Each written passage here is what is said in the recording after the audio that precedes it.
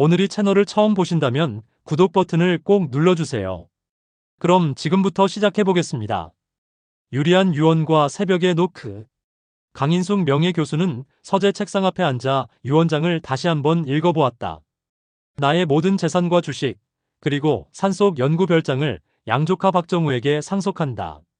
70평생을 연구에 바친 그녀에게 가족이라고는 정우와 그의 약혼자 오서진뿐이었다.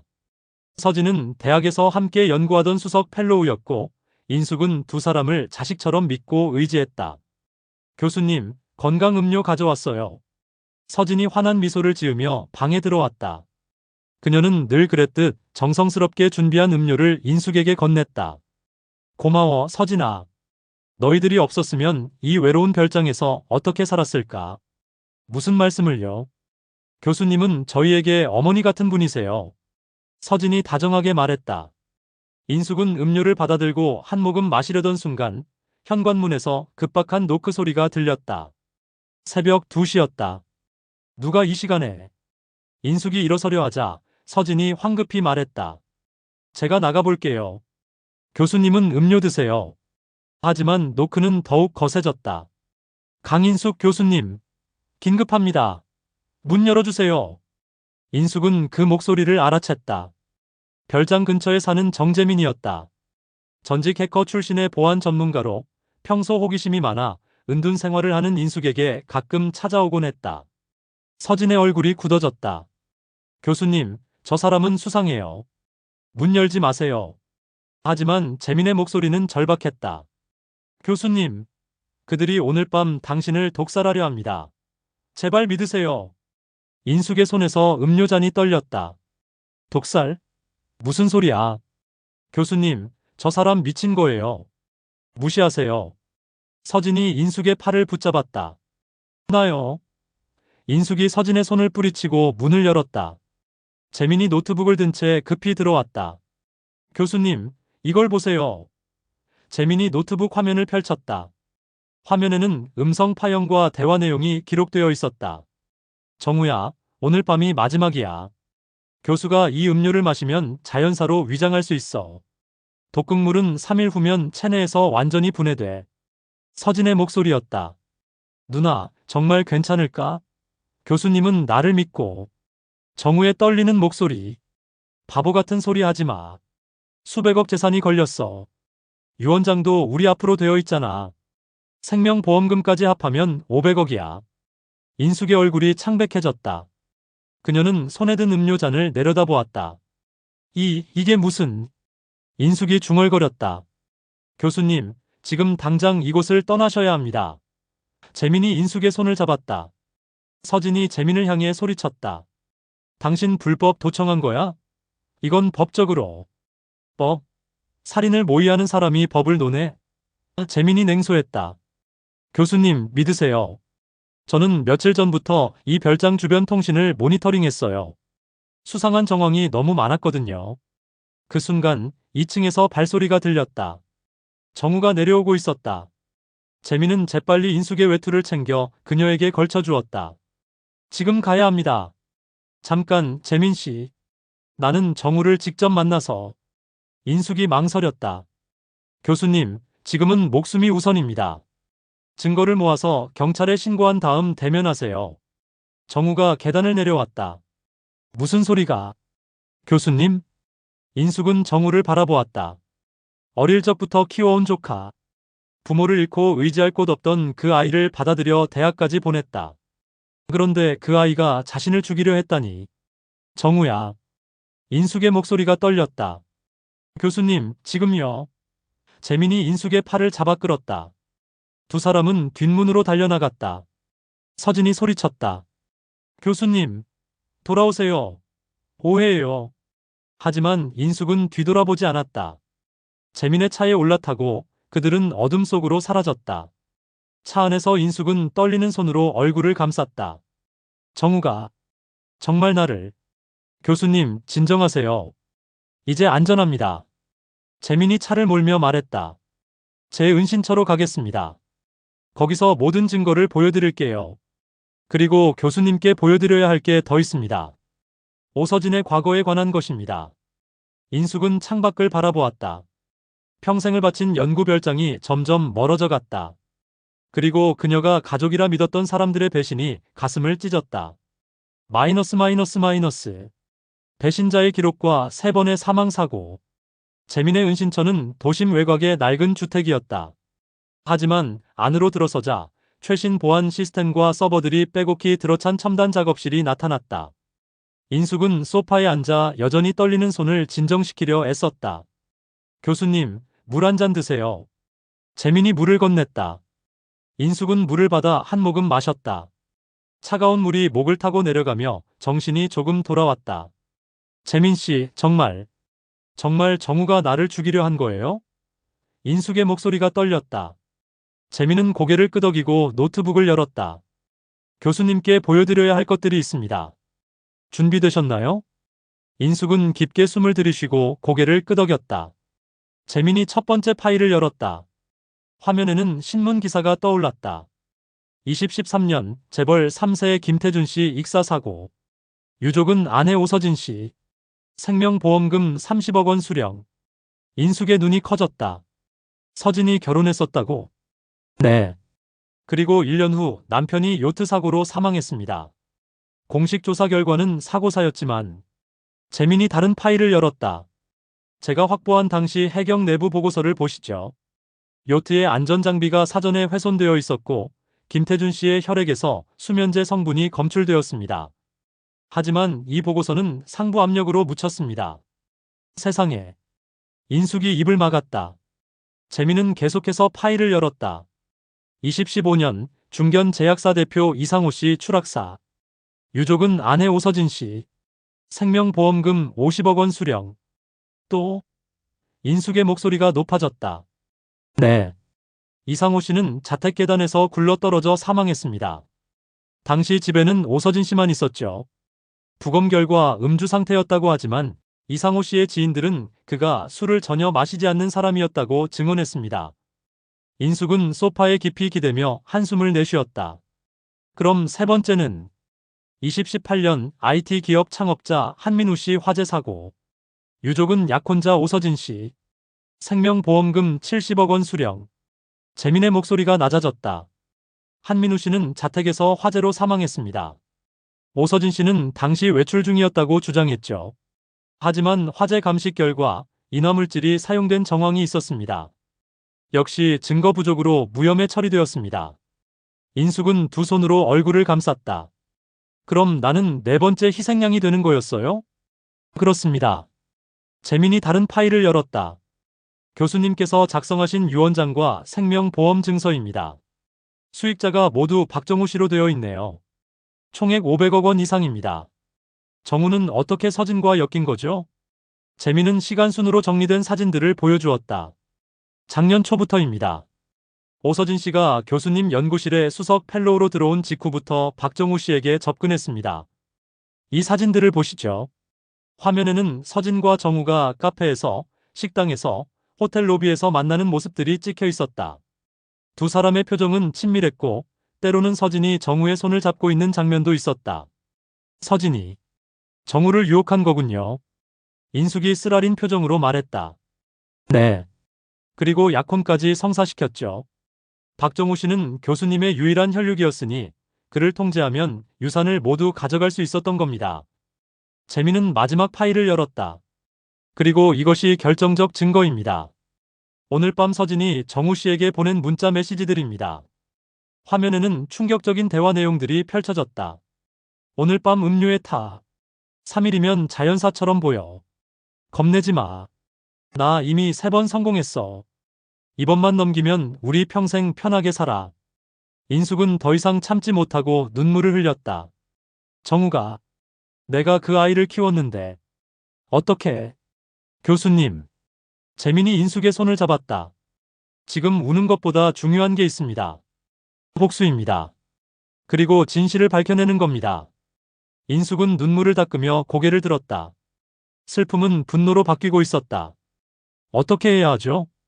그들이 범죄를 직접 자백하도록 유도해야 합니다. 제가 계획을 세웠습니다. 재민의 눈빛이 날카로워졌다. 교수님, 그들에게 복수할 준비가 되셨습니까? 인숙은 단호하게 고개를 끄덕였다. 네. 시작합시다. 거짓 코드와 유언장의 역이용. 사흘 후 박정우는 불안한 표정으로 별장 거실을 서성였다. 인숙 교수가 사라진 지 72시간이 지났다. 서진이 소파에 앉아 냉정하게 말했다. 정우야, 진정해. 우리가 할 일은 정해져 있어. 교수 실종 신고를 하고 유언장 집행을 서두르는 거야. 하지만 누나, 교수님이 그 해커와 함께 있다면 증거가 뭐가 있어? 불법 도청은 법정에서 증거로 채택되지 않아. 우리는 아무것도 한 게 없어. 그냥 교수님이 치매로 집을 나갔다가 실종된 거야. 서진이 차갑게 웃었다. 정우는 휴대폰을 꺼내 경찰에 실종 신고를 했다. 네, 저희 고모님이 3일 전부터 보이지 않으십니다. 72세이시고 최근 건망증이 심하셨어요. 바로 그날 오후 인숙 교수의 변호사 김승호에게 전화가 걸려왔다. 발신자는 강인숙 교수였다. 김 변호사님, 저예요. 유언장을 수정하고 싶습니다. 교수님, 지금 어디 계십니까? 조카분이 실종 신고를. 그건 나중에 설명드리겠습니다. 급한 게 있어요. 제 전 재산을 학술재단에 기부하고 싶습니다. 박정우에게는 단 한 푼도 남기지 않을 겁니다. 김 변호사는 잠시 침묵했다. 교수님, 혹시 무슨 일이? 상세한 내용은 내일 오전 법무법인으로 찾아가겠습니다. 일단 이 통화 내용을 녹음해 두세요. 전화가 끊어졌다. 김 변호사는 즉시 박정우에게 연락했다. 정우 씨, 방금 교수님께서 유언장 수정하시겠답니다. 전 재산을 재단에 기부하신다고요. 정우의 얼굴이 하얗게 질렸다. 뭐라고요? 내일 오전 사무실로 오신답니다. 실종된 게 아니라 어딘가 피신해 계신 것 같은데요. 정우는 급히 서진에게 전화했다. 서진은 전화를 받자마자 차가운 목소리로 말했다. 예상했어. 교수가 반격에 나선 거야. 누나, 어떻게 해? 우리 500억이. 침착해. 교수는 아직 유언장을 수정하지 않았어. 내일 오전에 변호사 사무실에 간다고 했지? 우리가 먼저 교수를 찾아내서 설득해야 해. 아니면. 서진이 말을 멈췄다. 아니면 영원히 유언장을 수정하지 못하게 만드는 거지. 같은 시각 재민의 은신처에서 인숙 교수는 작전을 점검하고 있었다. 재민 씨, 정말 이렇게 하면 될까요? 네, 교수님. 저들은 분명 교수님을 찾으려 할 겁니다. 그때 우리가 준비한 함정으로 유인하는 거죠. 재민이 노트북 화면을 보여주었다. 저는 서진의 휴대폰에 추적 앱을 심어뒀습니다. 그녀가 어디로 움직이는지 실시간으로 알 수 있어요. 하지만 위험하지 않나요? 교수님을 지킬 안전장치는 다 마련했습니다. 경찰도 대기 중이고요. 재민이 안심시켰다. 다음날 새벽 재민은 서진의 휴대폰으로 가짜 문자를 보냈다. 교수님 위치 파악했습니다. 외곽 창고 근처 모텔에 계십니다. 주소 전송합니다. 서진과 정우는 즉시 차를 몰고 그곳으로 향했다. 차 안에서 서진이 가방에서 작은 약병을 꺼냈다. 이번엔 실패하면 안 돼. 교수를 만나면 이걸 음료에 타서 먹여. 30분 안에 심장마비처럼 보이게 만들 거야. 정우는 떨리는 손으로 약병을 받았다. 누나, 이러다 우리 정말. 지금 와서 무서워. 이미 시작했어. 끝까지 가는 수밖에 없어. 서진이 차갑게 말했다. 2시간 후 그들은 외곽의 허름한 모텔 앞에 도착했다. 2층 203호실. 서진이 노크했다. 교수님, 저예요. 서진이에요. 문 열어주세요. 안에서 인숙 교수의 목소리가 들렸다. 서진아, 정우도 같이 왔니? 네, 교수님. 저희가 오해를 풀고 싶어서 왔어요. 문이 열렸다. 인숙 교수는 지친 얼굴로 두 사람을 맞았다. 들어와라. 정우와 서진이 방 안으로 들어갔다. 방 안에는 간이 탁자와 의자만 놓여 있었다. 인숙은 의자에 앉으며 말했다. 너희들이 할 말이 있다고. 서진이 억지 미소를 지었다. 교수님, 그 해커가 저희를 모함한 거예요. 저희가 교수님을 어떻게 해. 그만해. 인숙이 손을 들어 막았다. 나는 이미 다 알아. 내가 과거에 3명의 남편을 죽였다는 것도. 서진의 표정이 굳었다. 정우는 당황한 얼굴로 서진을 바라보았다. 인숙이 계속 말했다. 그리고 내 유언장의 90%를 학술재단에 기부하기로 결정했어. 너희에게 남는 건 아무것도 없어. 서진의 얼굴이 일그러졌다. 교수님, 정말 그러실 겁니까? 그래. 그게 내 마지막 결정이야. 정우가 갑자기 소리쳤다. 안 돼요. 그 돈은 제 거예요. 배신자의 함정과 복수의 음성 파일. 일주일 후, 인숙 교수는 재민과 함께 치밀하게 준비한 계획을 실행에 옮겼다. 그들은 서진과 정우에게 인숙 교수가 시내 호텔에 머물고 있으며 유언장을 수정하기 전 마지막으로 만나고 싶다는 거짓 정보를 흘렸다. 오후 6시 호텔 스위트룸. 인숙 교수는 창가에 서서 도시의 노을을 바라보고 있었다. 재민은 방 곳곳에 초소형 녹음 장치를 설치하고 경찰에게도 대기 신호를 보냈다. 교수님, 준비됐습니다. 이제 그들이 올 겁니다. 재민이 조용히 말했다. 재민 씨, 정말 정우가 끝까지 거짓말을 할까요? 인숙의 목소리에는 아직도 희망이 남아 있었다. 교수님, 마음을 단단히 먹으세요. 탐욕에 눈먼 사람은 끝까지 거짓말합니다. 노크 소리가 들렸다. 서진과 정우였다. 인숙은 심호흡을 하고 문을 열었다. 교수님. 정우가 달려들어 인숙을 껴안았다. 정말 걱정했어요. 어디 가신 거예요? 잠깐 생각을 정리하고 싶었단다. 인숙이 차갑게 말하며 정우를 밀어냈다. 서진이 방안을 둘러보며 말했다. 교수님, 그날 밤은 정말 오해였어요. 우리가 교수님을 해치려 했다니 말도 안 되죠. 그래? 인숙이 소파에 앉으며 말했다. 그럼 이 녹음 파일은 뭐지? 인숙이 휴대폰을 꺼내 재생 버튼을 눌렀다.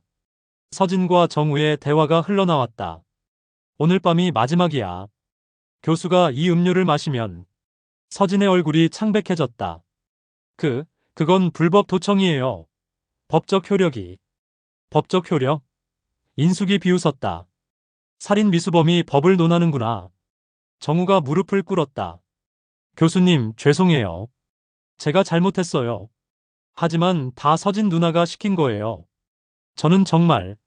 닥쳐, 정우. 서진이 소리쳤다.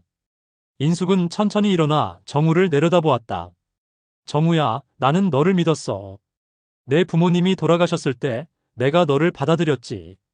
대학 등록금도 유학 비용도 다 내가 댔어. 그런데 이게 내가 나한테 보답하는 방식이니? 교수님, 저는 돈이 필요했어요. 서진 누나의 사업에 투자했는데 다 날렸어요. 빚이 너무 많아서. 그래서 나를 죽이려 했어. 인숙의 목소리가 떨렸다. 교수님. 서진이 끼어들었다. 지금 유언장을 수정하시면 안 돼요. 교수님의 연구 자료는 저희가 이어받아야 해요. 그게 교수님이 원하시던 거잖아요. 내가 원했던 건 진실을 지키는 후학이었어. 탐욕에 눈먼 살인자가 아니야. 인숙이 서류 봉투를 꺼냈다. 이건 수정된 유언장이야. 내 재산의 90%를 학술재단에 기부하고 남은 10%는 진실을 지킨 사람에게 물려줄 거야. 뭐? 서진의 얼굴이 일그러졌다. 그럴 순 없어요. 왜 없어? 내 재산인데. 인숙이 냉정하게 말했다. 정우가 벌떡 일어났다. 그의 눈빛이 변했다. 교수님, 그렇게 나오시면 저희도 방법이 있어요. 무슨 방법? 인숙이 물었다. 정우가 주머니에서 작은 주사기를 꺼냈다. 이건 서진 누나가 준비한 거예요. 심장마비를 유발하는 약물이죠. 흔적도 안 남아요. 정우, 입 닥쳐. 서진이 다급하게 소리쳤다. 하지만 정우는 멈추지 않았다. 교수님, 왜 우리를 이렇게 몰아세우세요? 우리가 얼마나 힘들었는지 아세요? 서진 누나는 3번이나 결혼해서 남편들 죽이고 보험금 받았어요. 전부 완벽한 범죄였어요. 교수님도 그렇게 될 뻔했죠. 이 멍청한 놈. 서진이 정우의 뺨을 때렸다. 왜 다 말해? 인숙은 조용히 두 사람을 바라보았다. 그녀의 눈에는 연민도 분노도 없었다. 다만 깊은 실망만이 가득했다. 정우야, 네가 방금 한 말 다 녹음됐단다. 정우의 얼굴이 굳었다. 뭐라고요? 그 순간 호텔 방문이 열리며 경찰들이 들이닥쳤다. 오서진, 박정우, 살인 미수 및 연쇄살인 혐의로 체포한다. 서진이 도망치려 했지만 경찰들이 재빨리 그녀를 제압했다. 정우는 그 자리에 주저앉아 흐느꼈다. 교수님, 죄송해요. 정말 죄송해요. 인숙은 정우를 마지막으로 바라보았다. 정우야, 네가 미안해해야 할 사람은 나뿐이 아니야. 서진이 죽인 세 사람, 그리고 내가 배신한 모든 사람들이야. 경찰이 두 사람을 끌고 나갔다. 방 안에는 인숙과 재민만 남았다. 인숙은 창가로 걸어가 밖을 바라보았다. 재민이 조용히 다가왔다. 교수님, 괜찮으세요? 아니, 괜찮지 않아. 하지만 진실이 밝혀졌으니 이제 시작이야. 인숙이 미소 지었다. 정의는 늦더라도 반드시 온다는 걸 오늘 확인했어. 명예회복과 새로운 계승. 6개월 후 서울중앙지방법원. 선고 공판이 열렸다. 방청석은 언론과 방청객들로 가득 찼다. 재판장이 판결문을 낭독했다. 피고인 오서진, 살인 미수 및 연쇄살인 혐의로 징역 30년을 선고한다. 피고인 박정우, 살인 미수 및 살인 교사 혐의로 징역 15년을 선고한다. 방청석에서 탄식이 흘러나왔다. 정우는 고개를 숙인 채 눈물을 흘렸다. 서진은 무표정한 얼굴로 판사를 바라보았다. 인숙 교수는 방청석 앞줄에 앉아 조용히 그 광경을 지켜보았다. 감정은 복잡했다. 정우를 향한 분노와 실망, 그리고 어딘가에 남아있는 안타까움. 퇴정하던 정우가 인숙을 돌아보며 입을 열었다. 교수님, 정말 죄송합니다. 제가 너무 어리석었습니다. 인숙은 대답하지 않았다. 그저 고개를 돌렸다. 법정을 나서며 재민이 인숙의 곁으로 다가왔다. 교수님, 괜찮으세요? 괜찮아. 이제 끝났어. 인숙이 깊은 한숨을 내쉬었다. 정의는 바로 섰고 나는 살아남았어. 며칠 후 인숙 교수는 변호사 사무실에서 새로운 유언장에 서명했다. 그녀의 재산 대부분은 강인숙 학술재단으로 기부되었다. 젊은 과학자들을 위한 장학금과 연구 지원 기금이었다. 그리고 산속 연구 별장과 그 안의 모든 연구 자료는. 인숙이 재민을 바라보았다. 정재민에게 증여합니다. 재민이 깜짝 놀라 손을 저었다. 교수님, 저는 그럴 자격은 충분해. 인숙이 미소 지었다. 네가 나를 구했어. 그리고 내가 진실을 밝혀냈지. 그 별장은 이제 내 것이야. 하지만 교수님은 어디서? 나는 서울의 작은 아파트 하나면 충분해. 이제 연구보다는 후황양성에 힘쓰려고 해. 재민은 깊이 고개를 숙였다. 감사합니다, 교수님. 교수님의 뜻을 헛되이 하지 않겠습니다. 석 달 후 산속 연구별장은 정예기술보안연구소로 재탄생했다. 재민은 인숙 교수의 연구 자료를 바탕으로 개인정보 보호와 사이버 범죄 예방 기술을 연구하기 시작했다. 그의 명성은 빠르게 업계에 퍼졌고 전국의 기업과 기관들이 자문을 요청했다. 어느 가을날 인숙 교수가 연구소를 방문했다. 재민은 새로 단장한 연구실을 자랑스럽게 소개했다. 교수님, 이쪽이 메인 서버실입니다. 그리고 여기가 교수님의 전용 연구실이고요. 내 전용 연구실? 인숙이 놀라 물었다. 네. 교수님께서 언제든 오셔서 연구하실 수 있도록 준비했습니다. 이곳은 영원히 교수님의 집입니다. 인숙의 눈가가 촉촉해졌다. 고마워, 재민아. 두 사람은 별장 테라스에 나란히 앉아 단풍 든 산을 바라보았다. 인숙이 조용히 말했다. 재민아, 내가 평생 연구하면서 깨달은 게 있어. 과학기술은 도구일 뿐이야.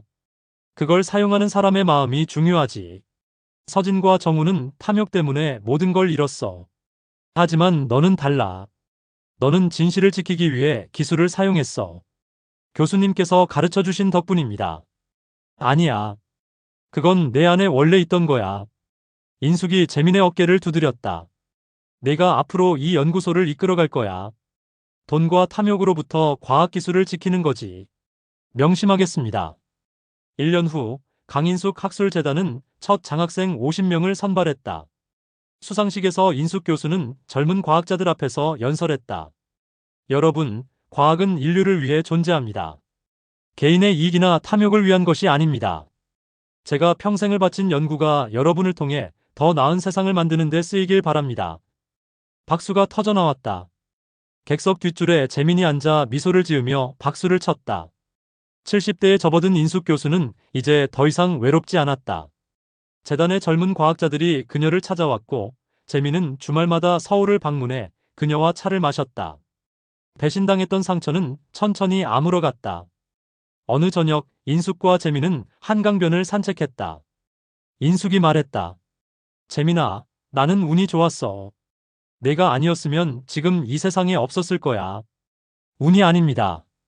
교수님께서 평생 올바르게 사셨기 때문에 하늘이 도운 겁니다. 인숙이 웃었다. 그런가? 어쨌든 고마워. 내가 내 인생의 마지막 장을 아름답게 만들어줬어. 마지막이 아닙니다. 재민이 단호하게 말했다. 새로운 시작입니다. 교수님과 저, 그리고 재단의 젊은 과학자들. 우리는 함께 정의의 궤적을 만들어갈 겁니다. 인숙은 고개를 끄덕였다. 그녀의 얼굴에는 평화로운 미소가 떠올랐다. 돈과 유산 때문에 시작된 배신의 이야기는 진실과 정의로 새로운 희망의 이야기로 끝을 맺었다.